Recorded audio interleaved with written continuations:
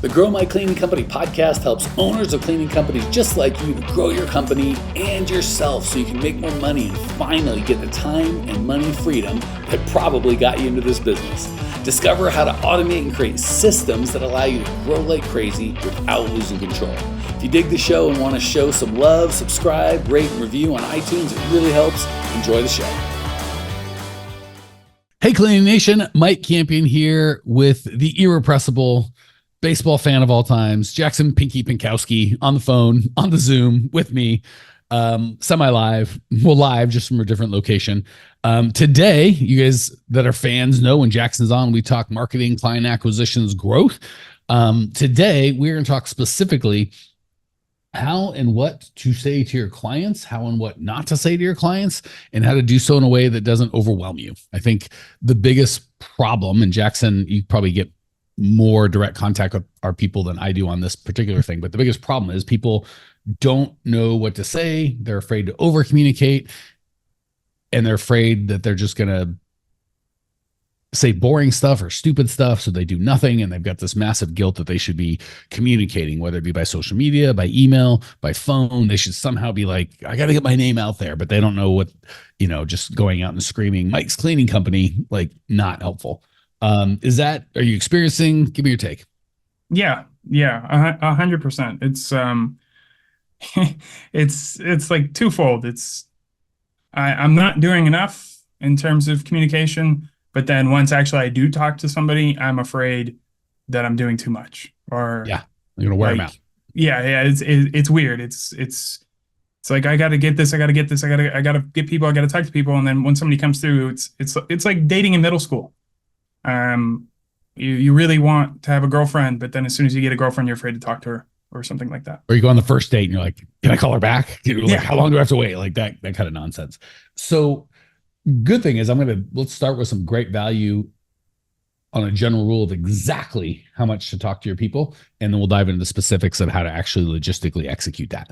So the exact amount to communicate with your people to the nose is as much as you possibly can, where you give value every time. So can I email them 5 times a day? Absolutely. If you can find or call or pick your medium. Yeah, absolutely. Email your people 5 times a day, every goddamn day. If you can find a way to bring value 35 times a week or whatever that math turns out to be, they will be happy to see it. If you're like me, you're like, well, I can't possibly give value that many times in a row. Yeah, me neither. I know. That's why we limit it. So you can't the reverse. Also true, by the way. If you only email your people once a month and that email is something that gives no value and bores them or is an annoyance, that's too much. So it's a double-edged sword. Anything that, before we get into the what to communicate, like, okay, great, that's helpful. Now, how do I do that? Any thoughts on that? Anything to add, Jackson?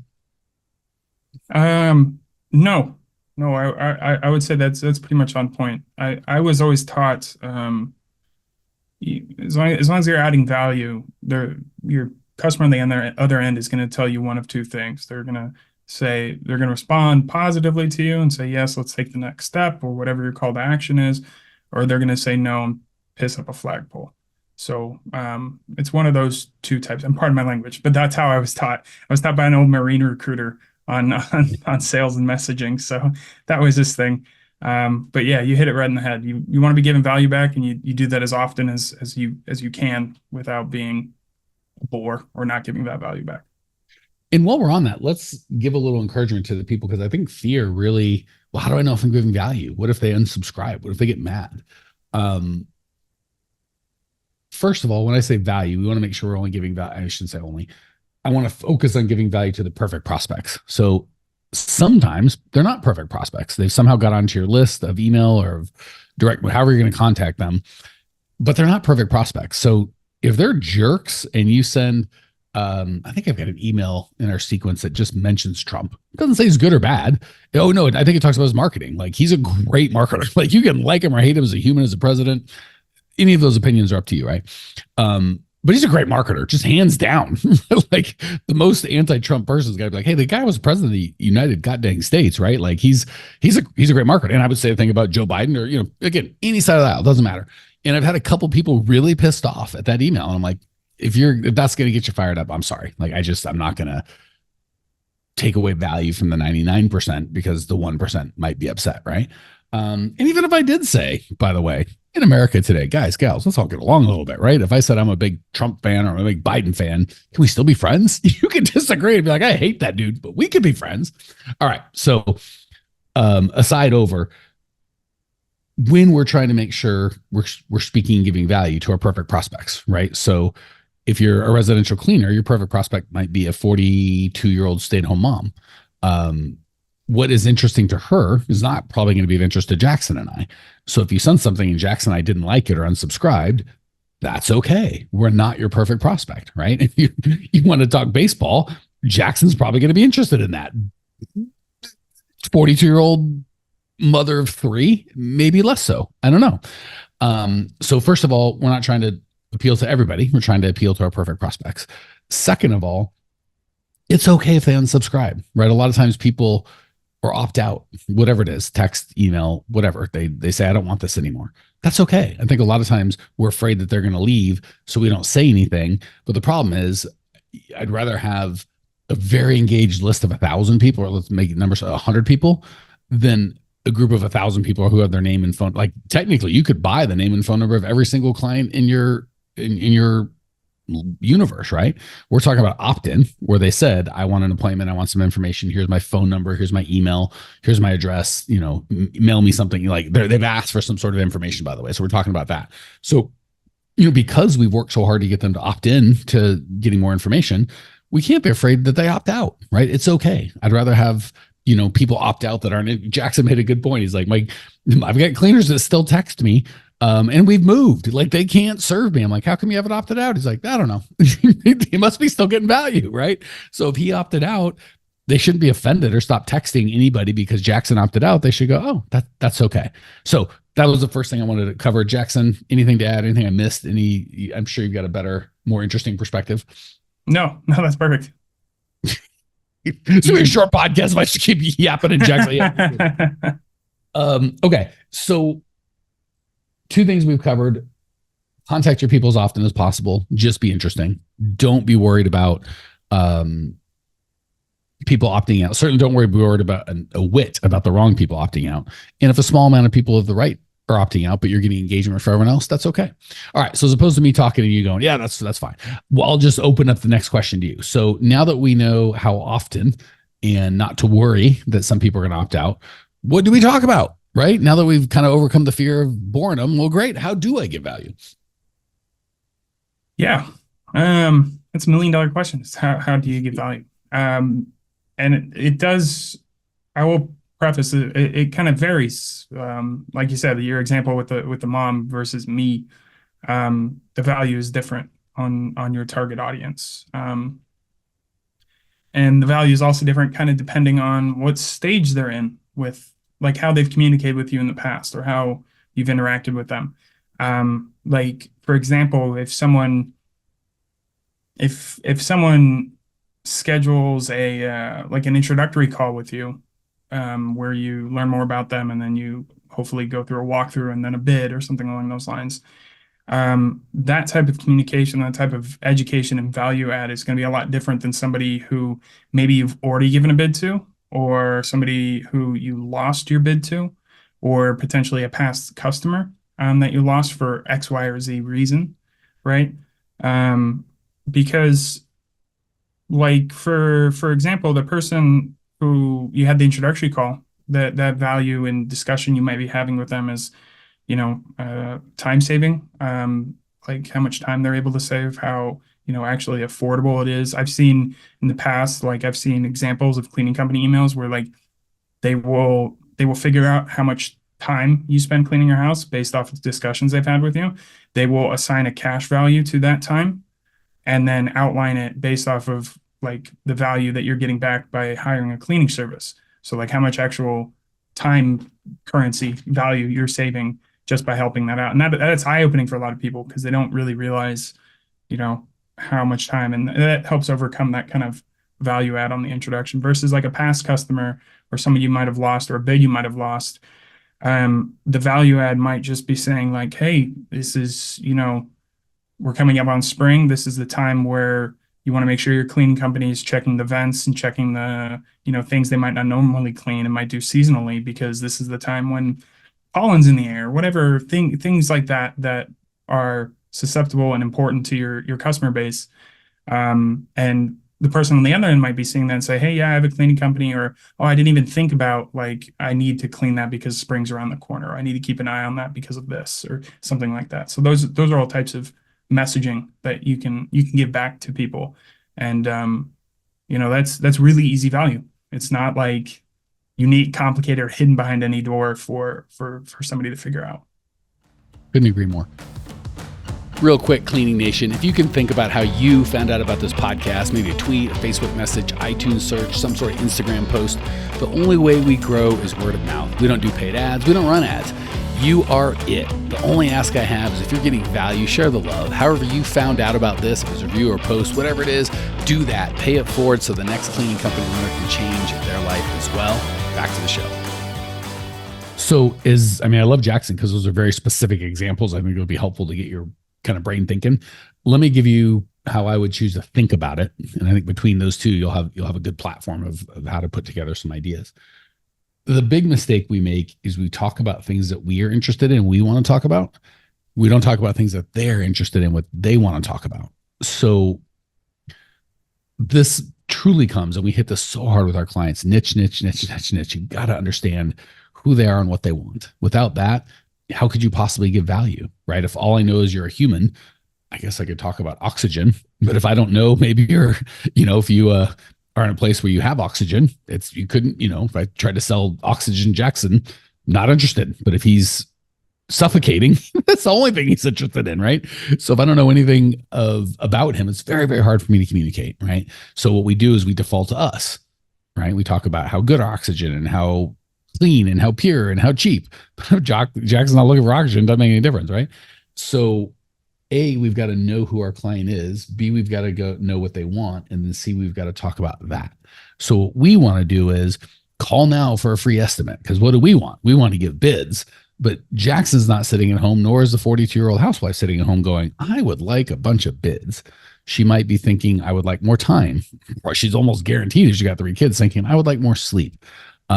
I would like some time for myself. I would like to enjoy my kids without worrying about the house being a mess. If it's on the commercial side, and let's just say it's a property manager, he's saying, I would like to get more clients. I would like to look better in front of the clients I have. I would like my clients to stop calling and complaining. These are all things that they're interested in. And you can email them, call them, fax them if you can find a fax number, carrier pigeon, skywrite, do whatever you want to do about those problems. But the problem comes that we just go right to buy my thing.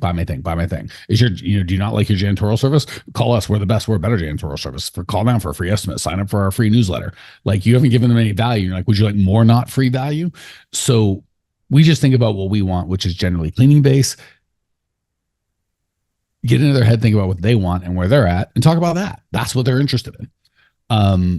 What I missed, Jackson? Fill in any holes I've left blank. Yeah. It's all about them. End of the day. People are selfish, and I say that in the nicest way possible, but especially on the consumer side of things. Ultimately, they don't care about you or your company. They care about themselves and the pain and the problem that they're facing. And so anytime you go the opposite of that and start talking about yourself, immediately the person on the other end looks at that and will go, oh, that's cool, for 5 seconds, and then turn right back to the problems that they have in their own lives. And it's like, that's all they care about. So you're totally right about that. Just focus on them. And it's going to feel weird. It feels weird that you're not doing it because you see all these other things. You see other people do it the other way. And you're thinking, oh, everybody else does it this way. That must be the way I do it. And that's just not the case. And to give you just a little more on how to focus on them, first of all, just try and, marketing and sales is really a very empathetic thing. Put yourself in that person's shoes, right? I like using the single or the stay-at-home mom with 3 kids, because just demographically, she's very far from where I'm at, right? So, but I've seen other humans. I've been a child. I've had a mom. I see moms. I can look at what they're going with. So don't just talk. I mean, ideally, talk about them, right? But if you really want to put a finer point on it, talk about the pain that you're struggling with that you solve. Don't talk about how you solve it. Don't tell them you want to solve it. Don't tell them you're the best at solving it, because their buyer defenses are going to immediately go up, right? Just talk about their pain, the consequences of that pain. If you really want to get good at marketing where you get the big bucks, is talk about the consequences of those pain. So the pain, the superficial pain might be the mom's like, my house is dirty. The consequence of that is I can't spend time with my kids. The consequence of that consequence is I have tremendous guilt about myself as a mom. So if you're trying to get someone to take action because their house is dirty, you got some chance, but it really depends on what's on top of their mind. If you're trying to get them to take action because they want more time with their family, you got a shot. If you have someone that feels guilty about their status, their role as a parent, they'll do anything. I got this from Dan Kennedy, who got this from someone else, but he was talking about, we'll play a game. I'll see if you've heard the story. You can't cheat. You got to tell me. But if you haven't, I'll let you try and guess where they put it. And this is a perfect example of this, Jackson. There was a company that sold very expensive doll houses, like $10,000, like very nice doll houses. And they advertised in a certain spot in a magazine that was only in a very certain amount of people, that just shows the psychology of the pain, the consequence, and the consequence of the consequence. It's kind of a specific thing, so it's probably not a fair question to ask you. Any thoughts on where that magazine might have been? And if you don't, I'll tell you where it was, and then you can tell me if you can get the psychology of why that would be so important. Like they advertised on a position in the magazine, or the magazine itself? The magazine itself was to a certain very, very specific demographic. Shoot, I have no idea. Wildly unfair question. I phrase it unfairly, but I'll bet you when I tell you that, you can tell me why that's genius. And if not, I'll share Dan Kennedy's thoughts, which I thought were great. It was only in a magazine, or it was in a magazine that only, and by the way, everyone else was at doll places, right? Where like doll shows and doll magazines, and like, that's the obvious thing, right? Like, and there's nothing wrong with that. But then you got to be with all the other doll manufacturers. Now it's like, well, ours is nicer, cheaper, better, kind of that sort of stuff. Doesn't talk about anything about their pain, right? If they're reading a doll magazine, yeah, we already know they're into dolls. This magazine they put it in was only distributed in private jets. And again, you're like, that's obvious for the money, right? Like, okay, they can afford $10,000 doll set. But who flies private jets? Typically dads, who are typically doing what? Flying away from their child, yeah, or back to their child. And probably if they're away from, massive guilt. And if they're away to, 50-50, the kid's asleep and they're going to bed. And what a perfect way to go. You have money and you have guilt around your child. Would you like your child to feel better about it? It's terrible. Like, obviously, please, if you're not spending time with your kid, don't just buy them crap. Have a relationship. But from a marketing standpoint, it's genius, because it hits the problem, the consequence of the consequence dead on. That they're, and do they talk, and I haven't seen the ad, but do you think they talked about how good their dollhouse was or how cheap it was? No, they just talked about memories that their daughter's going to have, and only certain men can buy their daughters this exquisite thing, and you're giving an experience that no other daughter has. And all the guilt that they didn't talk about their doll thing at all. They talked about the guilt and the relation between the dad and the daughter. All right, any thoughts on that before, or final thoughts to wrap? No, I think Jackson's playing a real cagey, real close to the vest on today's podcast. I just don't overthink it. That's a good point. I feel like I sign off every podcast we do with like, don't overthink it or have fun. But it's true, because oftentimes we talk about big topics here, or seemingly big topics. But really, yeah, don't overthink it. Because this is the way marketing has been for a long time. This is the way it's going to continue to be for a long time. But you don't have to be a genius, or a genius in marketing, or be Steve Jobs or any of that to enact this into your business. So keep it simple. KISS, as they say. I'm gonna wrap it from my end with I'm just gonna tag on to that, especially in social media when it comes to posts and things. man, we got some pretty good, I'm pretty good at this. Jack's pretty good at this. We've hired some pretty good marketers, and boy, do we miss. Like, the thing that we think is going to be awesome sometimes falls right on its face. And when Jack says have fun, just be silly. Some of the most viral things that we've done that we thought were going to just be a little throwaway. Like, we just did it for fun. It wasn't even to market. It was just like, should we even post this up? It's just something stupid we did. And we just posted up for fun, and holy crap, does it catch fire. So don't just translate that Jackson going, have fun. Like, oh, he's just trying to make me feel better. He's just trying to be nice, or he's just trying to, you know what I'm saying? Like, maybe, but truly just being silly and having a little bit of fun goes a long way. So just to sum up, don't be afraid. You can communicate with your clients as often as you want, as you give value. You're only looking to give value to the perfect prospects. It's okay if people opt out. The way to give value is to talk about them, their pain, the consequences of that pain, the consequences of those consequences. Do not talk about you. It's about as much as we can do in a little 20-minute podcast. If you are like, that sounds good, but I really want a plan to actually grow my cleaning company, because it's tough, right? Like, I wish as owners of cleaning companies, or as owners of any sort, we're kind of silver bullety, right? Like, we want to be sold on, like, if I could just get Facebook ads, then I'd be rich. If I just had a hiring funnel, then I'd be rich. If I could just get direct mail, then I'd be rich. If I could just have the perfect sales script, like, we just want it to be one thing, but it's not. It's a multifaceted problem to really build a multi-million-dollar company that gives you freedom and time and is something spectacular. There's a lot going on. So we hit what we can in the time that we've got. But if you're like, I need more, we've got over 1,000 podcasts, so we've given you more, but you probably, if you need a system and a process, someone to walk out, reach out to us, growmycleaningcompany.com.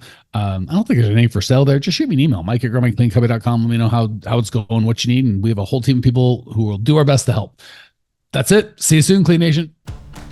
Well, here we are, the end of the podcast, and you made it. Great job.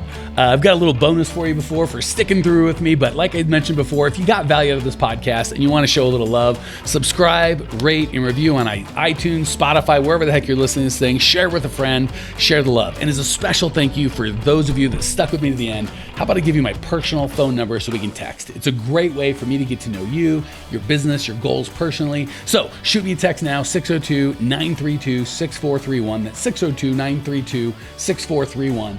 I am the only one who responds to these texts, and I will personally respond to everyone I possibly can, as long as this number is manned. Don't know how long we're going to keep this at the end of the podcast, so grab it now, 602-932-6431. Give me a text, say hey, can't wait to meet you.